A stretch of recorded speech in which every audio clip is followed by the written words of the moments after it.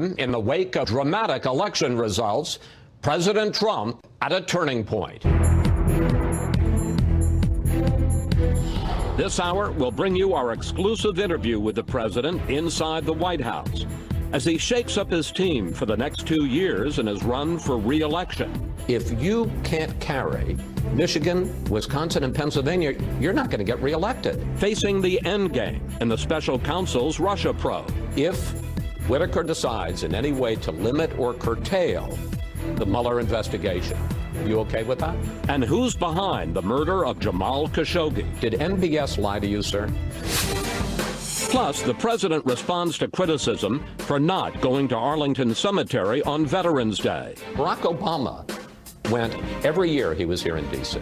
We'll get reaction to the interview from our Sunday panel. And Mr. Trump takes us inside his office. There's nothing like it in the world. And describes how he makes his toughest decisions. All right now on Fox News Sunday. And hello again from Fox News in Washington.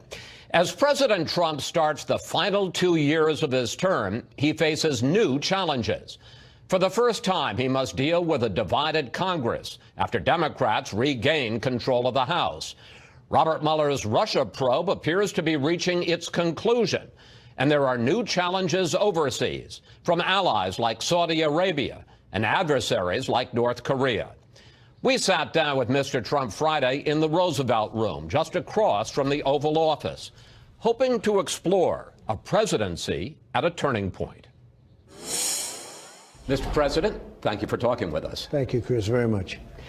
Let's start with the state of Donald Trump. Right. There are a number of stories out there that you're angry about the midterms, about your treatment in the media, about the way you were treated when you were in Paris.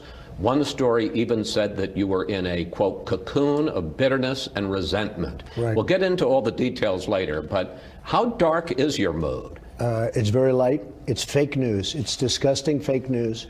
I read a front page story in the Washington Post. They never even call me. Nobody ever calls me. You know, they hear, I don't even think they have sources. I think they just make it up like it's fiction. And I will tell you, I'm extremely upbeat.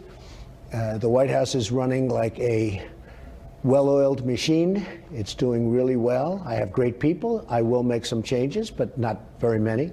I'm very happy with my cabinet, other than, you know, a couple of exceptions, and even there I'm not unhappy. And I will tell you that it's so wrong. The reporting about me is so wrong. I'm loving what I'm doing. I did well in France. I did have a problem where I wasn't able to go to a cemetery because the Secret Service would not let me do it. We'll get into all of this, sir. No, but I'm just telling you, the Secret Service would not let me do it, and they made it a big deal. You've said a lot of things there. Let's try to unpack them. There's a lot of talk about staff changes. Your deputy national security advisor was moved out after your wife did something I've never heard of a first lady doing before, publicly calling for her removal. Are you comfortable with the way that went down, where it kind of looked like your wife was firing one of your advisors? Well, I didn't know the advisor well, really, and I know they had a lot of problems. My wife did a great job in Africa, and she was not treated properly by the press. She really worked so hard. They came to me.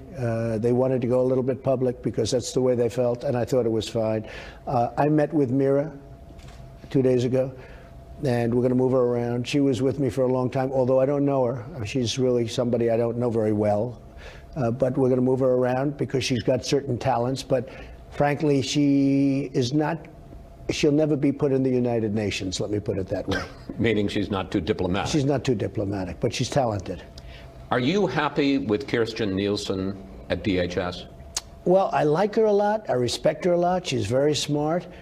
I want her to get much tougher, and we'll see what happens there. But I want to be extremely tough. What are the chances she'll be DHS secretary? Well, there's a chance, but there's a chance everybody. I mean, that's what happens in government. You leave, you make a name, you go. The people that have left have done very well. The people that have left have done very well from my White House. I like her very much. I respect her very much. I'd like her to be much tougher on the border, much tougher, period. Back in July, you said that Chief of Staff John Kelly will be here through 2020.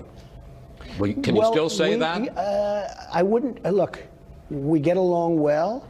There are certain things I love what he does, and there are certain things that I don't like that he does that aren't his strength. It's not that he doesn't do, he works so hard. He's doing an excellent job in many ways. There are a couple of things where it's just not his strength. It's not his fault. It's not his strength. Such as? But I haven't even thought about John in terms of this. But John at some point is going to want to move on. John will move on. So 2020 is no longer written in stone. It could happen. Yeah, it could be. I mean, it could be. But let's see what happens. I have not. Look, I have 3 or 4 or 5 positions that I'm thinking about. Of that, maybe it's going to end up being 2, maybe. But I need flexibility. You have already made at least one big change, naming Matt Whitaker as your acting Attorney General. He has a long record of speaking out against the special counsel and his probe. I could see a scenario where Jeff Sessions is replaced with a recess appointment, and that Attorney General doesn't fire Bob Mueller, but he just reduces his budget so low that his investigation grinds to almost a halt. The truth is, there was no collusion with the Russians in the Trump campaign. Did you know, before you appointed him, that he had that record and was so critical of Robert Mueller? I did not know that. I did not know he took views on the Mueller investigation as such. And when you found that out? I don't think it had any effect. If you look at those statements they really can be viewed either way. But I don't think it would have any impact. He says there's no collusion. Chris, I'll tell you what. He says you can starve the investigation. What do you do when a person's right? There is no collusion. He happened to be right. I mean, he said it. So if he said there is collusion, I'm supposed to be taking somebody that says there is, because then I wouldn't take him for 2 reasons. But the number one reason is the fact that he would have been wrong. If he said that there's no collusion, he's right. He is going to have to make, or could potentially make, a lot of big calls in the Mueller investigation. If Mueller decides that he wants to subpoena you, the Attorney General, Whitaker, can block that. If Mueller issues a final report, he can decide how much goes to Congress or doesn't go to Congress. You tweeted this week about, quote, Bob Mueller and his gang of Democrat thugs. Right. If Whitaker decides in any way to limit or curtail the Mueller investigation, are you okay with that? Look, it's going to be up to him. I think he's very well aware politically. I think he's astute politically. He's a very smart person, a very respected person. He's going to do what's right. I really believe he's going to do what's right. But you won't overrule him if he decides to curtail. I would not get involved. And all these people that say, I'm going to end the investigation, they've been saying that now for, how long has this witch hunt gone on? It's gone on for what? Since May of 17. Okay, but how long have I been looked at? You know when I've been looked at? Since July of 2016. From the day I announced, I was looked at as a candidate with nothing, no proof, with phony people like McCabe and Strzok and his lover. You had Lisa Page, his lover. These people were looking at me. They wanted an insurance policy just in case I won or Hillary lost. And this was the insurance policy. It's a scam. There was no collusion whatsoever. And the whole thing is a scam. Your team is preparing written answers to questions about... No, not my team. I'm preparing written answers. I'm the one that does the answer. Yes. Are they writing them out? Yes. Yeah. They're writing what I tell them to write. Are they going to be submitted? At some point very soon, yes. I've completed them. So you are submitting... And it wasn't a big deal. By the way, it wasn't a big deal. The questions were asked and answered. It wasn't a big deal. They make it like I had meetings for many, many hours. I got the questions. I responded. We wrote them out. I read them once. I read them a second time. We made some changes. That's it. They're very simple. You know why? I did nothing wrong. Here's my question, though. You are submitting written answers to the special counsel about the issue of collusion, but not on obstruction of justice. Well, there was no obstruction of justice. Let me, if I may, sir, just I think they probably agree with that. And all you have to do is look at Article 2. Is that your final position, that there's going to be no sit-down interview and nothing, written or in person, on obstruction? I would say probably. Probably. I mean, I can change my mind, but probably. I think we've wasted enough time on this witch hunt, and the answer is probably. We're finished. What are the odds? 1 in 100? I don't do odds. I gave very detailed casinos, sir. You're right, and very successfully, actually. We gave very, very complete answers to a lot of questions that I shouldn't have even been asked. And I think that should solve the problem. I hope it solves the problem. If it doesn't, I'll be told and we'll make a decision at that time. But probably this is the end. Turkish President Erdogan says that he has shared a tape with the U.S. and other countries that is of the killing of Jamal Khashoggi inside the Saudi consulate in Istanbul. Have you, one, either heard the tape yourself or been briefed on it? And if so, to your mind, what does it show? We have the tape. I don't want to hear the tape. No reason for me to hear the tape. Why don't you, why don't you want to hear it, sir? Because it's a suffering tape. It's a terrible tape. I've been fully briefed on it. There's no reason for me to hear it. In fact, I said to the people, should I? They said, you really shouldn't. There's no reason. I know everything that went on the tape without having to. And what happened? It was very violent, very vicious, and terrible. A month ago, you said you had spoken with Saudi Crown Prince Mohammed bin Salman and that he had told you directly that he had no knowledge of this. That's right. And still says that. But we now know that some of the people closest to him, some of his closest advisors were part of this. Question, did MBS lie to you, sir? I don't know. Who can really know? But I can say this. He's got many people now that say he had no knowledge. What if the Crown Prince, speaking to you, the President of the United States, directly lied to you about it? Well, he told me that he had nothing to do with it.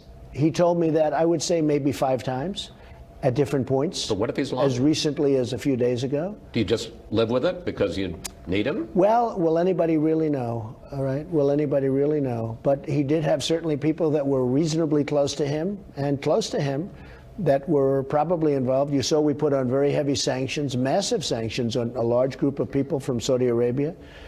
But at the same time, we do have an ally, and I want to stick with an ally that in many ways has been very good. So if Congress were to move to either try to cut off any U.S. involvement in the war in Yemen or to block any arms sales, you won't go along with it? Well, I want to see Yemen end, but it takes 2 to tango. Iran has to end it also. And Iran is a different country than it was when I took over. It's far weakened because of what I did with the so-called Iran deal, Iran nuclear deal, which was one of the great rip-offs of all time. But I want Saudi to stop, but I want Iran to stop also. When Democrats flipped the House back in 2006 and picked up 30 seats, President Bush 43 had a news conference the next day and said, we had a thumping. Last week, in this election, the House picked up, so far, it's 36 seats. It may be on the way to 40 seats. And your reaction was that it was almost a complete victory. I won the Senate. You don't mention that. Well, excuse me. I won the Senate.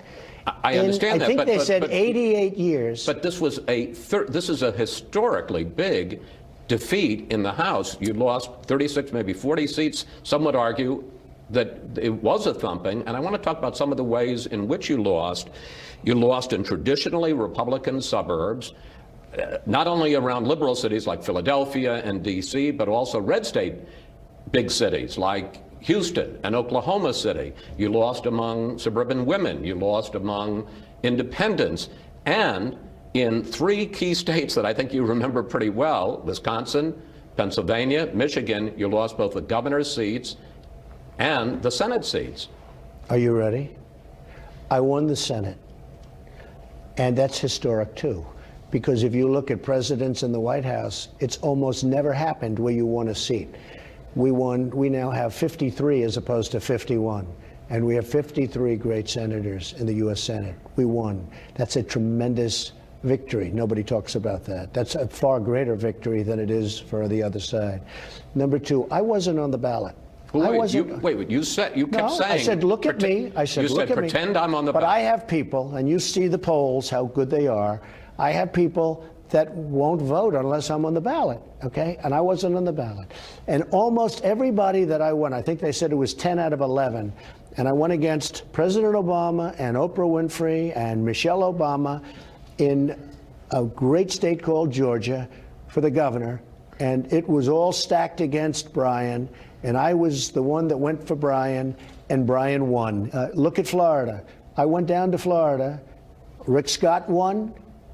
And he won by a lot. I don't know what happened to all those votes that disappeared at the very end. And if I didn't put a spotlight on that election before it got down to the 12,500 votes, he would have lost that election, okay? In my opinion, he would have lost. They were taking that election away from him. Rick Scott won Florida. You have to say, excuse me, a man named Ron DeSantis is now your governor, your new governor of Florida.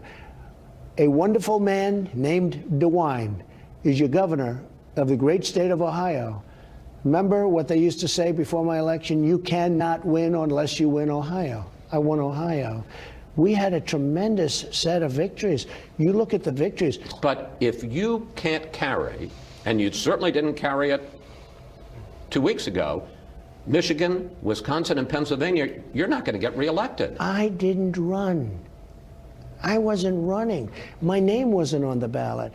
There are many people that think I don't like Congress, that like me a lot. I get it all the time. Sir, we'll never vote unless you're on the ballot. I get it all the time. People are saying, sir, I will never vote unless you're on the ballot. I say, no, no, go and vote. Well, what do you mean? As much as I try and convince people to go vote, I'm not on the ballot. Up next, much more from our exclusive interview with President Trump. We have a spirited exchange about his calling fake news the enemy of the American people. And Mr. Trump makes a rare admission he'd like a do-over.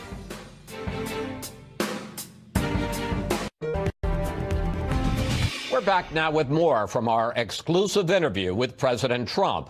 About an hour before we sat down with the president, there was breaking news. A ruling on the CNN lawsuit against the White House for pulling a reporter's press pass.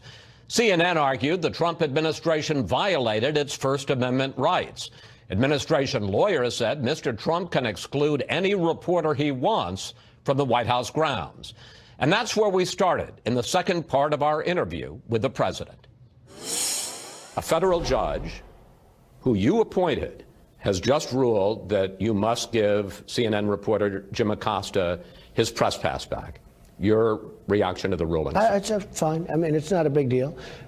What they said, though, is that we have to create rules and regulations for conduct, et cetera, et cetera. We're doing that. We're going to write them up right now. It's not a big deal. And if he misbehaves, we'll throw him out. Or we'll stop the news conference. Actually, what are your rules going to be? What is it that you're saying? They're doing them now. This is over the line, and you lose your Yeah, they're press doing them now. I mean, we'll have rules of decorum. You know, you can't keep asking questions. We had a lot of reporters in that room, many reporters in that room, and they were unable to ask questions because this guy gets up and starts, doing what he's supposed to be doing for him and for CNN, and just shouting out questions. But I will say this: look. Nobody believes in the First Amendment more than I do. And if I think somebody's acting out of sorts, I will leave. I'll say, thank you very much, everybody. I appreciate you coming, and I'll leave. And those reporters will not be too friendly to whoever it is that's acting up. Why didn't you call on Acosta in the first place? I mean, there seems to me there's a simple solution here. Just don't call him. Actually, I like to do it, but in many cases I don't. He'll stand up. He's unbelievably rude to Sarah Huckabee, who's a wonderful woman. Unbelievably rude. And I see that, and I actually ask her the same. Why do you call on these people that are so nasty? I mean, I think one of the things we'll do is maybe turn the camera off that faces them, because then they don't have any airtime. Although I'll probably be sued for that, and maybe, win or lose it, who knows? I mean, with this stuff, you never know what's going to happen. Let's get to the bigger issue. In 2017, last year, you tweeted this, and I want to quote it accurately. The fake news media is not my enemy. It is the enemy of the American people. It's true, 100%. Not the media. I'm glad you're finally quoting it correctly, because they like to leave the fake news. Okay, but that's what you said. Fake news. So but the people that are supporting me in particular, they're very smart people. They're hardworking, brilliant, great people. They know when the news is fake, and they get angry when they see all of the fakeness. Frankly, the networks. There have been people who've been critical of other presidents. No president has liked his press coverage. John Kennedy, in your Oval Office, canceled the subscription to the New York Herald Tribune. Nobody called it the enemy of the American people. Chris, I'm calling the fake news is the enemy. It's fake. It's phony. But a They'll lot take of times, something sir, good. it's just news you don't No, like. it's not. No. I don't mind getting bad news if I'm wrong. If I do something wrong, like, for instance, the cemetery, I was not allowed to go because of the Secret Service, because they expected to take a helicopter. Okay. They had zero visibility. They said, sir, we are totally unequipped for you to go. In addition to that, the cemetery was far too far away from Air Force One, which is sort of like a control center where you had to be near. Not one paper that I saw wrote it that way. They said I stayed out of it because of the rain. And yet, the following day, I made a speech at the American Cemetery. It was pouring. It wasn't even really raining the first day, but the fog was tremendous, okay? But, sir, leaders in authoritarian countries like Russia, China, Venezuela, now repress the media using your words. I can't talk for other people. I can only talk for me. I will tell you. But you're seen around the world as a beacon for repression, not for... I'm not talking about you, but you sometimes maybe, but I'm not talking about you. The news about me is largely phony. It's false. Even sometimes they'll say, sources say. There is no source in many cases. In many cases there is. I understand you don't like your coverage. No. It's not a question. Can I just bring the bigger 94% Can I bring the bigger issue up? Yeah. Bill McRaven, retired admiral, Navy SEAL, 37 years, former head of U.S. Special Operations. Hillary Clinton fan.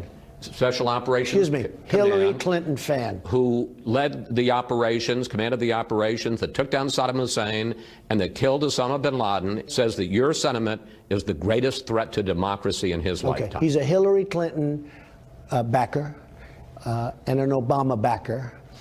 And frankly, he was a Navy SEAL. Wouldn't it have been nice if we got Osama bin Laden a lot sooner than that? Wouldn't it have been nice? You know, think of this. Living in Pakistan, beautifully in Pakistan, in what I guess they considered a nice mansion. I don't know, I've seen nicer. But living in Pakistan, right next to the military academy, everybody in Pakistan knew he was there. And we give Pakistan $1.3 billion a year. And they don't tell him. They don't tell him. You're not even going to give years. them credit for taking down bin Laden? They took him down, but look. There's news right there. He lived in Pakistan. We're supporting Pakistan. We're giving them $1.3 billion a year, which we don't give them anymore, by the way. I ended it because they don't do anything for us. They don't do a damn thing for us. I'm totally in favor of the media. I'm totally in favor of free press. We've got to be fair press. When it's fake. But the president get to decide what's fair and what's not. I can tell what's fair and not. And so can my people, and so can a lot of other people. I understand that, but when you do something very good and they write it badly, and this is consistently, when you, as an example, rarely do they talk about... Barack Obama whined about Fox News all the time, but he never said we were the enemy of the people. Well, no, he didn't talk about the news. He didn't talk about anything. I'm only saying it very differently than anyone's ever said it before. I'm saying fake news, false reporting, dishonest reporting, of which there is a lot, and I know it. See, I know it because I'm a subject of it. A lot of people don't know it, but when I explain it to them, they understand it. And Chris, you know that better. You don't have to sit here and act like a perfect little, wonderful, innocent angel. I know you too well. I knew your father too well. That's not your gene. But let me tell you, I think some of the coverage of you, sir, and I've said it on the record, is biased. But I don't think that most of it is biased. I don't know, but the idea that you call us the enemy of the people. I'm not calling you that. I'm talking about we're all together. You don't understand it. We're all together. No. I'm not calling you. It doesn't matter what you call. When you call CNN and the New York Times, I am calling. And we're in solidarity, sir. I am calling fake news, fake reporting is what's tearing this country apart, because people like things that are happening, and they're not hearing about it. Where do you rank yourself in the pantheon of great presidents? There's Lincoln and Washington, there's FDR and Reagan. Do you make the top 10? I think I'm doing a great job. We have the best economy we've ever had. So where do you rank yourself? We're doing really well. We would have been in war with North Korea if, let's say, that administration continued forward. I would give myself, look, I hate to do it, but I will do it. I would give myself an A+. Is that enough? Can I go higher than that? Can you envision a situation, you talk about 6 more years, can you envision a situation well into your second term where you think that you're so good for the country and so essential for the progress of the country that you would try to amend the Constitution so you could serve a third term?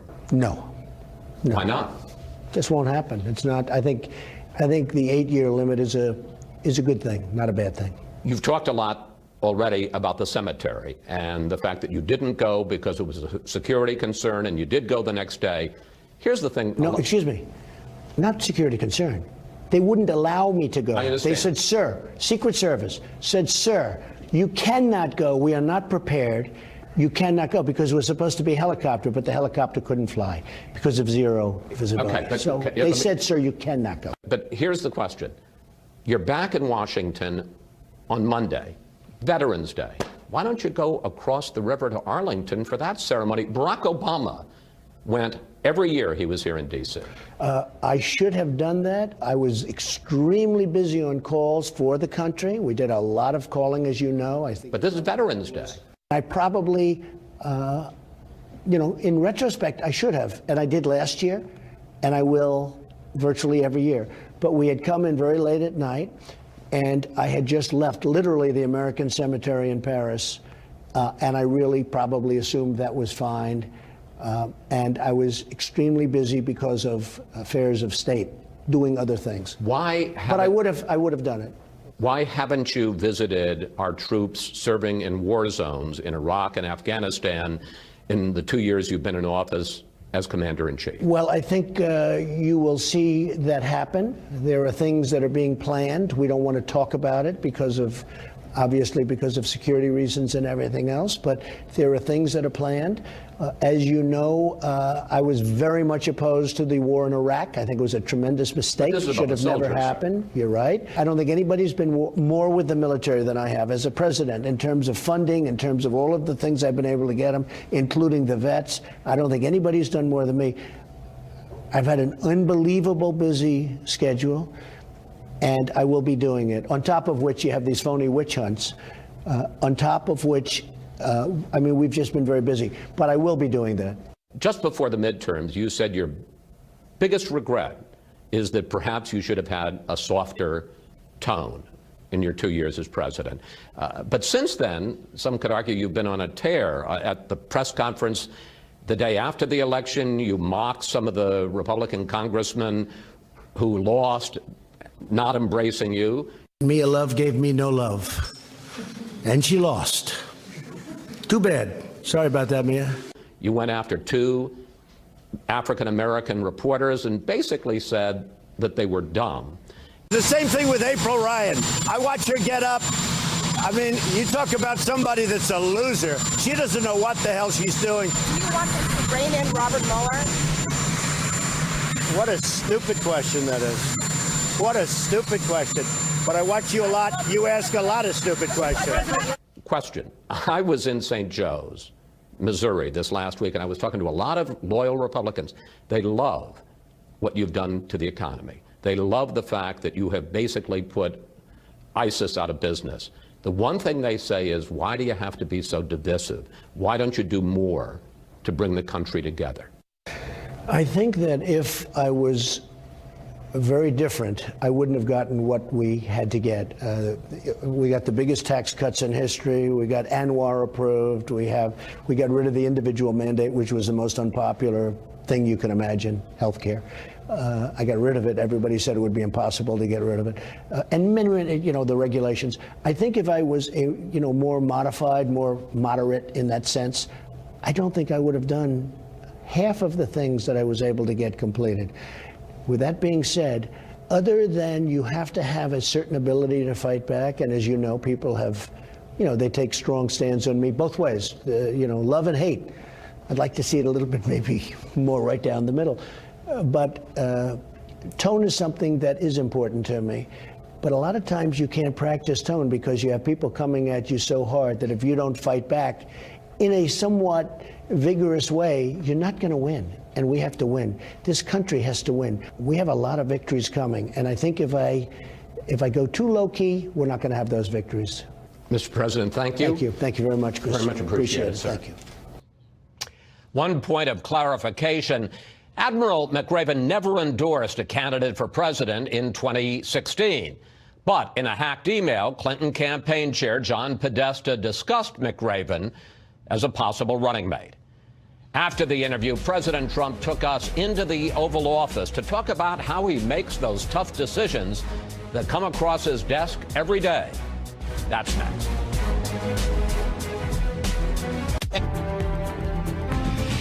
After our interview, President Trump took us across the hall to the Oval Office. In the room where it happens, the president discussed his transition from real estate tycoon to leader of the free world. And he gave some insight into how he makes the tough decisions he faces every day. So have you gotten comfortable with the place yet, sir? I have. I feel very comfortable. It took me a little while. You know, it's sort of incredible. You say you're the president of the United States. And I say, wow. And it takes a little while to get over. I was going to ask you, the first time Yeah. that you're in the Oval Office Right. by yourself, everybody's gone, you're looking around the room, the iconic room, the most famous. Here we are. Do you know, I've had people come into this, the biggest people in the world, presidents, prime ministers, the heads of the biggest companies in the world, and they always stop and they say, this is the Oval Office. Yeah. This is the Oval Office. There's nothing like it in the world. This is the Resolute desk, very famous. This is where John at the time, right? John Kennedy was right here. That's a little door that opens up. Right. And that was a famous picture. I could show you that picture. In fact, I'll give it to you. But this is a very important desk. FDR, John Kennedy. You know, we have 7 desks. And as president, you can choose any one of the desks. This is, to me, I think the most beautiful in terms of its carving. I also think, in many respects, it's, you know, just some people that I respect. When you're sitting at the desk, how do you make decisions? I mean, do you agonize over them? Do you second guess yourself? How does... I don't think about it. I don't think about, you know, how I make them.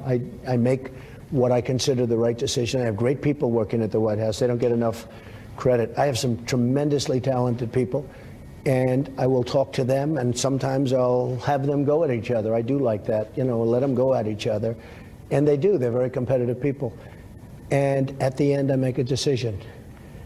And certainly on the economy, a lot of things we've made a lot of good decisions, and I want to keep it that way. Do you ever second guess yourself? Do you ever? Yes, all the time. And do you sometimes change your? I've done things where I wished I went a different route, but then what you do is you change course and you bring it back, you stabilize it out. But toughest decision you've had to make as president? Well, I think North Korea's been very tough because, you know, we were very close. When I took that over, President Obama, right in those 2 chairs, we sat and talked, and he said that's by far the biggest problem that this country has. And I think we had a real decision as to which way to go in North Korea. And certainly, at least so far, I'm very happy with the way we went. I have a very good relationship. Even though there's talk about that they're putting new sites? Maybe they are, maybe they're not. I don't believe that. I don't. And, you know, could be. And which is, if that's the way it goes, that's the way it goes. You know, I go with the way we have to go. But so far, it's been good. We have a very good relationship. We've made, I think, some great decisions for the people of this country. And I do, you know, I put America first. And other countries should put themselves first. It's not like we should put and everybody else should be second us. No. Other countries are proud of their countries, and their leaders should put their countries first. But we were putting our country, in many cases, last. We were more worried about the world than we were worried about the United States. That's not going to happen with me. We want to get some reaction now to our interview with President Trump from our Sunday group. Former Republican Congressman Jason Chaffetz, Jonathan Swan, who covers the White House for Axios, former Democratic Congresswoman Donna Edwards, and Gerald Seib from the Wall Street Journal. Well, Jonathan, I was struck by a lot that the president said. First, he really seems to be closing the door to any interview with Robert Mueller. He said probably it's finished. And he seemed to be opening the door to possible oversight of Mueller by the new acting Attorney General, Matt Whitaker.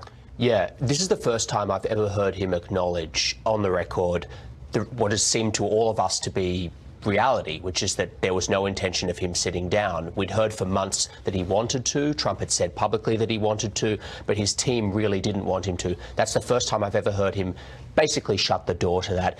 And with Whitaker, it's interesting.